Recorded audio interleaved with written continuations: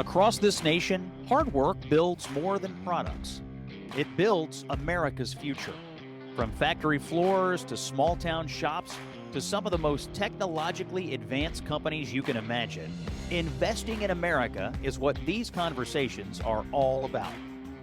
We're going to celebrate the companies and business leaders who believe in this country and in the working families who make it great. This is Investing in America.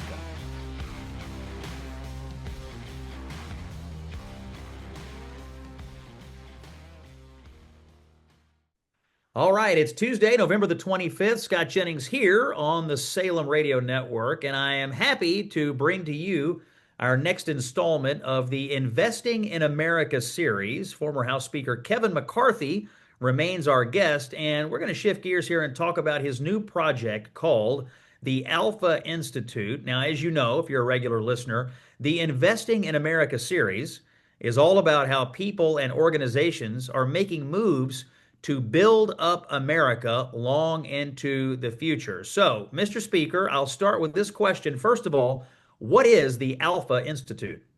The Alpha Institute is something I created. It's all dealing with policy after I left Congress to continue to work on those issues. Remember, I created the Select Committee on China. We want to make sure we don't go to war to China, but we don't want to be dependent upon China either. 16 times in the history of the world, the number two power has surpassed the number one. Only 4 times did they not go to war, right? If you ever read Graham Allison's Destined for War. AI and quantum, whoever captures that first has an advantage. So I created the AI task force in Congress. I literally took 10 members to MIT because MIT teaches a course in AI and quantum to all the generals in the military. Well, I had them develop a course to teach all the members of Congress. Then we want to look at whoever's able to capture that is the country that has the right energy policy. So as a member, I know how busy you are all the time. So how could I bring policy to members in Washington to help them ease and have solutions to some of these bigger problems? So I joined with a lot of the brightest minds around the world to help with the Alpha Institute educate and bring ideas to Congress. I think that's one place that we could always improve, constant improvement.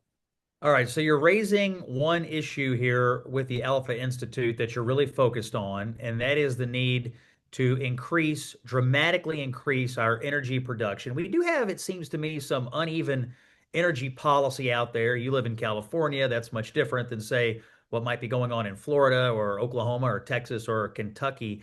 So why don't you give us an idea and set up the problem? Where are we with state by state and national energy policy, but where do we need to go in order to win this AI future? Look, to win the AI future, we need to double our grid, okay? And to do that, you got to get rid of the bottlenecks, right? The regulation that you were so good talking about, which I watch you on television so many times explain that. So we have FERC, the Federal Energy Regulatory Committee. If you just look at the backlog of FERC, if we freed that up, we could almost double the grid. I mean, the FERC has 2 main goals that it's supposed to build. It is expanding the energy grid of America. I mean, that's approving all the project. That's from hydro, that's from LNG, making sure we're so blessed in America that we could send our LNG to our allies. Shoot, I want China to be dependent on us. Send the natural gas, because the one thing you have to realize, our natural gas is 40% cleaner than Russian natural gas. And what do they do when they make their money, right?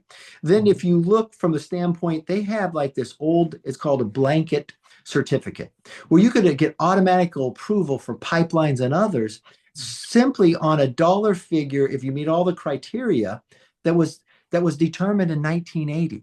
I think we've had a little inflation since then, and things have changed since then. We've discovered more natural gas and others. So we need those pipelines to move throughout. And if you watch during President Trump's inaugural, it had to get moved inside. That hasn't happened since Reagan because we had this big cold spell, right?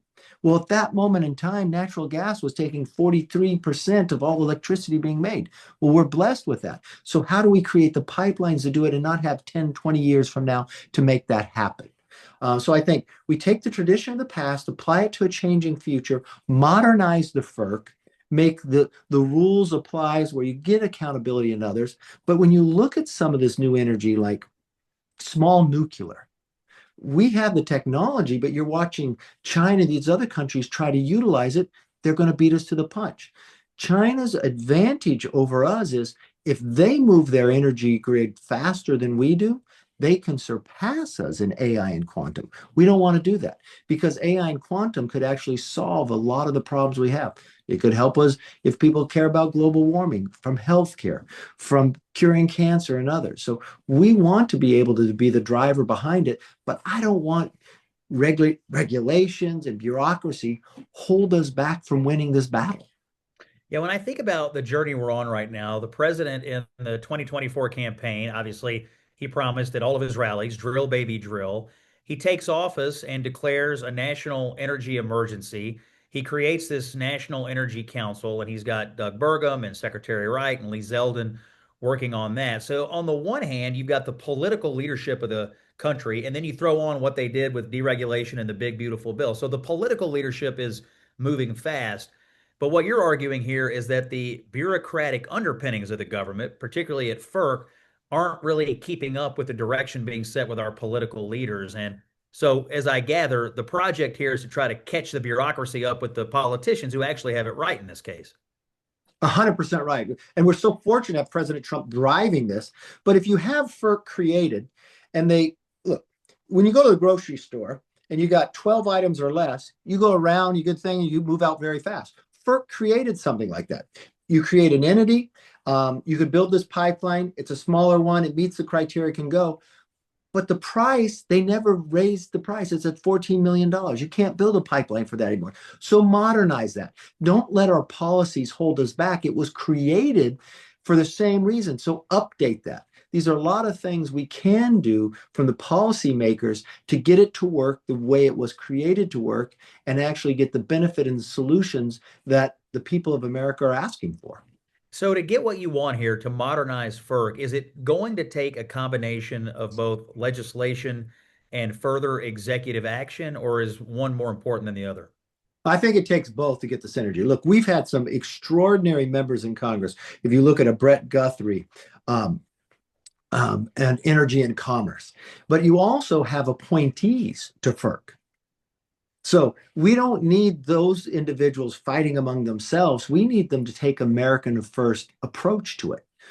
We're in a battle. We're in a war with the rest of China and everybody else. And we don't want to defeat ourselves, shoot ourselves in the foot here. We want to be able to enhance the ability to go. And remember, if FERC's been around for so long and we're looking at all these new, we didn't have the natural gas we have today. We didn't have some of the energy technology, the battery supply, and others. So let's not over-regulate it. Let's unleash our potential. Where are you on sort of the branding of how we should be thinking about energy strategy? I mean, for years in the Republican Party, we talked about all of the above. There is some resistance to this renewable energy now. The president hasn't had too many kind words for windmills, for instance, and his policy is really more fossil fuel and nuclear based. Where do you think the conservative movement or the Republicans in general should be on how to think about where to get the electrons?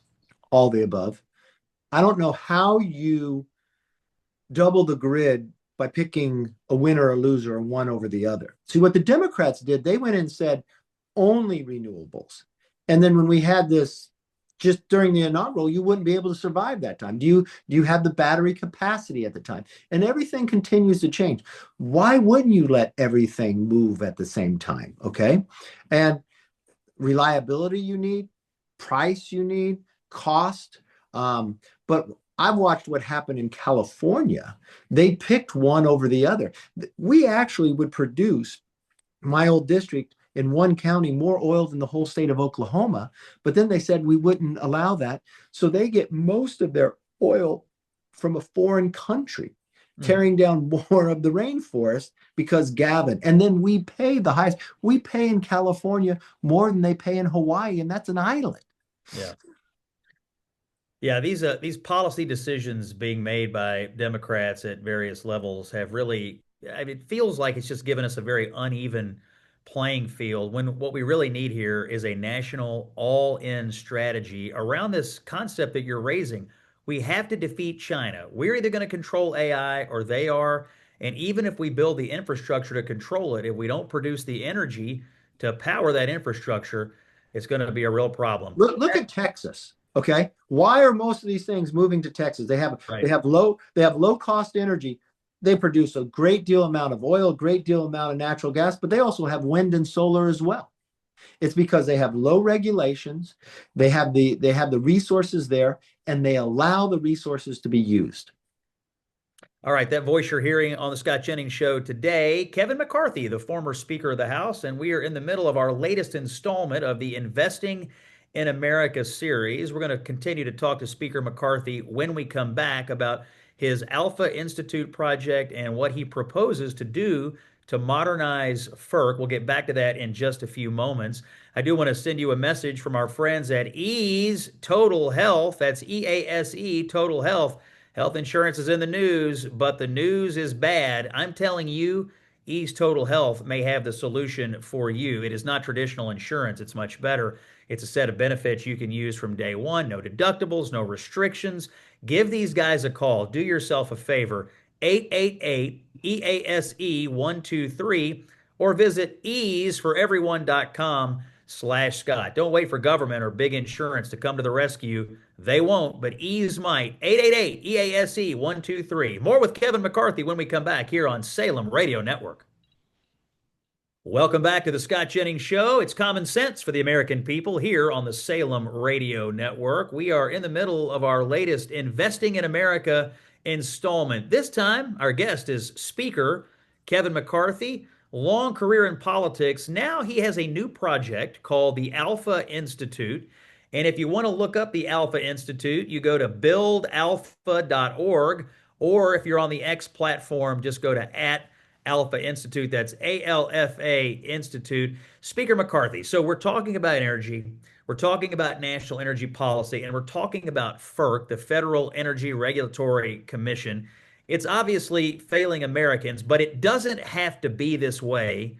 Trump's doing his part. What needs to happen at the FERC in order to get the bureaucracy to catch up with the president?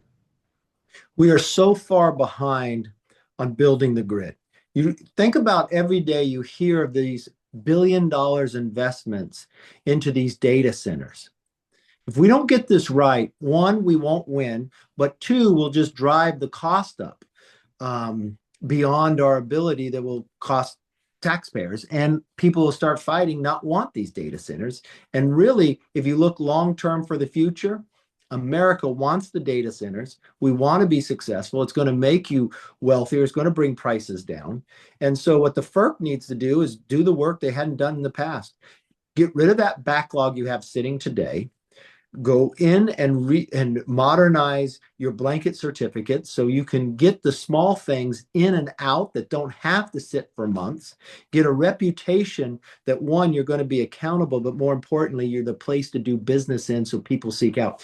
We can be using AI to reform all of our permitting in Miami is doing this right now. So you could go online, they're just putting it up. It's not all the way there yet. And you can see, could I build on this facility? Could I build on this lot? Could I get the approval? Instead of waiting for hours, it makes your government more efficient and more accountable. And it's great for the constituent. FERC Is needs to be doing that same thing. is it your view that this could be a bipartisan project in Washington? I mean, obviously, we're living in a world where But sometimes it it's hard for the should two be. parties to get together. You know what? I was just looking at Sarah Huckabee, who just celebrated the 75th anniversary of, I think it was 75th of the governor's mansion for Arkansas. She's got Bill Clinton there. She got Asa Hutchinson. I mean, she's got every different she got her father, Yeah. and they're all there celebrating. That's what the people of America want to see. Look, we can fight. You do such a great job. It's the only reason I'd watch CNN is to see if you're on it. But argue the debate, argue the points, because they educate people about it. I respect the other side, but when the decision is made, let's all win for the country. And this is the moment we're in. It's kind of like that Kennedy moment. We got to go to the moon by the end of the decade. It's not a place where people are going to argue on both sides. President Trump is the president. He's laid out a framework. He's put us on the world stage to compete. He's transformed the country that we're not going to be dependent upon China when it comes to rare earth, and we've got to catch up. And we've got 3 years to do it. All right, final question for you on this Alpha Institute project and reforming FERC. How quickly does this need to happen, and how quickly is it feasible for something to get moving here in Washington? Look, it's behind right now. It can change tomorrow. You've got people who are appointed to it. You've got a president who wants to make it happen. And then you've got an economy that's craving it. You've got projects that are ready to go, that have done the work. And you know what? This is something we can celebrate and look back 2 years from now, and we can literally say, America's back. See that? You can believe exactly what Winston Churchill said about us. You can always count on Americans to do what's right after they exhausted every other option. And after the last administration, we are there. That voice you're hearing today on the Scott Jennings Show is Kevin McCarthy. He was Republican Speaker of the House, a long career in Washington, one of the foremost political operatives in the Republican Party for the last 3 decades. His new project, which we're highlighting on the Investing in America series today, is called Alpha Institute, ALFA, and you can find them on the internet, buildalpha.org. And if you go on the X platform, you can find them at Alpha Institute, ALFA Institute, and check up on what Speaker McCarthy is doing. He's on to something here with reforming FERC and making sure that we double our grid capacity and produce the energy to win the AI race against China. Mr. Speaker, thanks for being with us today. We'll have you back in a few months and we'll get an update on all of this. Thanks for listening today. It's Common Sense for the American people. It's the Scott Jennings Show. Back again tomorrow. Don't miss a show. If you miss a show, you're going to miss a lot. Stay with us right here on the Salem Radio Network.